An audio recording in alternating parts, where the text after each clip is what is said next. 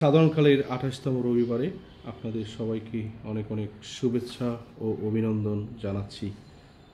আজকের এই রবিবারে যে বিষয়টি ঈশ্বর আমাদের বলেন সেটা হলো আমরা যেন সব কিছুর জন্যে ঈশ্বরের কাছে চিরকৃতজ্ঞ থাকি।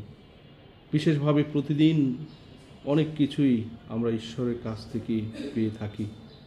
তিনি আমাদেরকে তার ভালোবাসা দিয়ে, তিনি আমাদেরকে তার দয়া দিয়ে নানানভাবে সেই মহিমান্বিত করছেন। কিন্তু আমরা কতটুকু সে অন্তরে কৃতজ্ঞতা নিয়ে, ভালোবাসা নিয়ে তাকে ধন্যবাদ দিই। আমরা যে এই প্রতিদিন প্রতি মুহূর্তে ঈশ্বরের ভালোবাসায় বেঁচে আছি, ঈশ্বরের দয়া যে প্রতিদিন প্রতি মুহূর্তে আমাদের জীবনে কাজ করছে, আমরা সেটুকু নিয়ে একটু ধ্যান করতে পারি।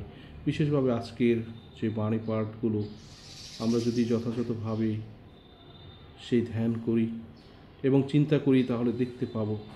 বিশেষভাবে আজকের প্রথম পাঠ সেই রাজাবলীর গ্রন্থে, যেখানে আমরা দেখি সেই সেনাপতি নামান একজন কুষ্ঠরোগী ছিলেন, কিন্তু তিনি সেই এলিশের কাছে এসেছিলেন এবং এলিশের যেভাবে তাকে নির্দেশনা দিয়েছিলেন সেই জর্দান নদীর জলে তিনি 7 বার ডুব দিলে তার সেই রোগ থেকে তিনি মুক্ত হবেন।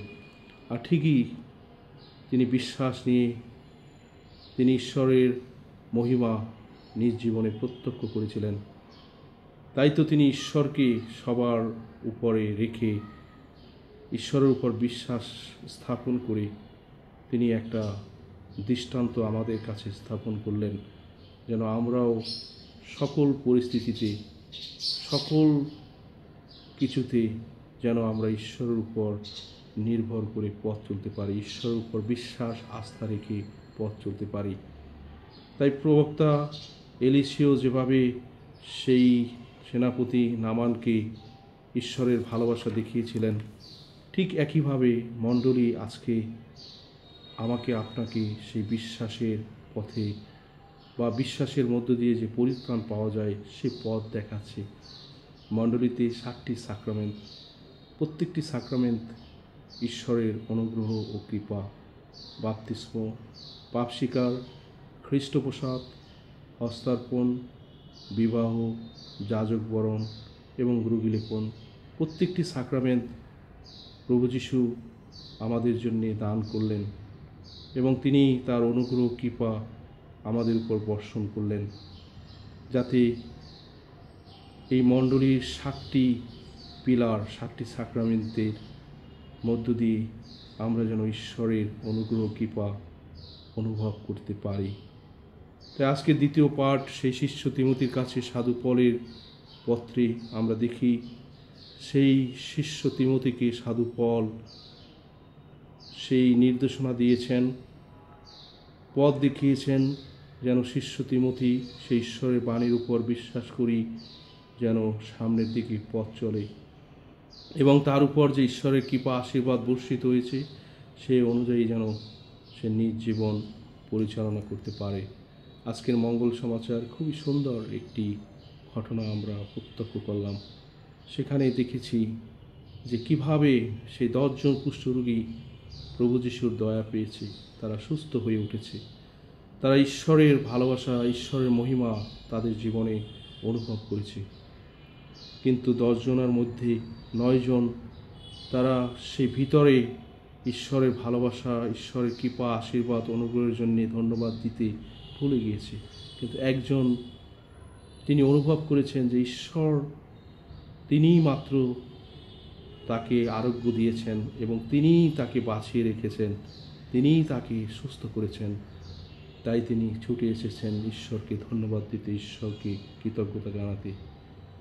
এই পৃথিবীতে আমি আপনি অনেক অনেক অনুগ্রহ কৃপা পাচ্ছি, অনেক সমস্যা, অনেক অসুস্থতা, অনেক ধরনের চ্যালেঞ্জ আমাদের জীবনে আসে, আর সেখান থেকেই আমি আপনি ঈশ্বরের অনুগ্রহ কৃপায় মুক্ত হয়ে আবার স্বাভাবিক জীবনে ফিরে আসছি। তার জন্য আমি আপনি কতটুকু ঈশ্বরের প্রতি ধন্যবাদ বা কৃতজ্ঞ হই। আমরা যখন প্রতিদিন খাবার আগের যে প্রার্থনা আমরা করি। হে উদার হৃদয় প্রভু, এই খাদ্য তোমারই দান, তোমারই দানে আশীর্বাদ করো, আমাদেরকে আশীর্বাদ করো আমাদের প্রভু যীশু খ্রিস্টের নামে। আমরা কতজন খাবার আগে সেই প্রার্থনা করি, ঈশ্বরকে স্মরণ করি, যিনি আমাদেরকে অন্ন দেন, যিনি আমাদেরকে শক্তি দান, যিনি আমাদেরকে সুস্থতা দান করেন, যিনি আমাদেরকে রক্ষা করেন। আসুন মণ্ডলী প্রদত্ত সেই যে প্রার্থনাগুলো রয়েছে, মণ্ডলী যে আমাদেরকে যত্ন নিচ্ছে, মণ্ডলী যে সেই এলিশের মতো সেই নামানকে যেভাবে পথ দেখিয়েছেন, আমাদেরকেও পথ দেখাচ্ছেন, যাতে আমরা ঈশ্বরকে চিনতে পারি, ঈশ্বরের উপর বিশ্বাস রেখে পথ চলতে পারি। আসুন সেই বিশ্বাস, সেই ভক্তি নিয়ে আমি আপনি সেই খ্রিস্টমণ্ডলীতে নিজেদের উৎসর্গ করি এবং মাণ্ডলিক বিধিবিধান অনুসরণ করি। আমি আপনি ঈশ্বরের প্রতি সদা কৃতজ্ঞ থাকি। প্রতি মুহূর্তে ঈশ্বরের প্রশংসা হোক। ঈশ্বর আমাদেরকে সকলকে রক্ষা করুন এবং লালন পালন করুক। আমেন।